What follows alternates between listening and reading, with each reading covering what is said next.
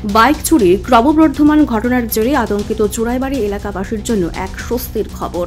নেতাজি পাড়া এলাকা থেকে সম্প্রতি চুরি যাওয়া একটি বাইকের মামলার তদন্ত শুরু করেছিল চুরাইবাড়ি থানার পুলিশ। সেই তদন্তের উপর ভিত্তি করে অসমের দুবাগ এলাকায় অভিযান চালিয়ে উদ্ধার করা হয় পূর্বে রবিদাস পাড়া থেকে চুরি যাওয়া একটি বাইক। চুরাইবাড়ি থানার সাব ইন্সপেক্টর প্রদীপ বর্মনের নেতৃত্বে গঠিত তদন্তকারী দল অসম পুলিশের সহযোগিতায় এই অভিযান চালায়।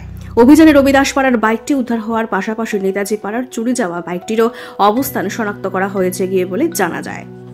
তারিখ আমাদের চুরাইবাড়ি রবিদাস পাড়া এলাকা থেকে দুটি বাইক চুরি হয়েছিল, যার মধ্যে থেকে একটি বাইক আমরা উদ্ধার করতে সক্ষম হয়েছি আসাম স্টেটের দুবাগ এলাকায়।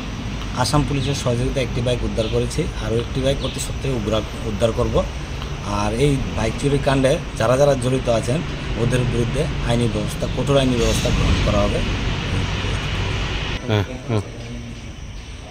সিরাজউদ্দিন নামে যে একজনের বাইক হারানো গিয়ে চুরি হয়েছিল, এই বাইকটা উদ্ধার করেছি আসাম থেকে। আর আসকার আলী, ওর বাইকটা এখনও উদ্ধার করতে পারেনি, কিন্তু তদন্ত চলছে ওর বাইকটা উদ্ধারের জন্য।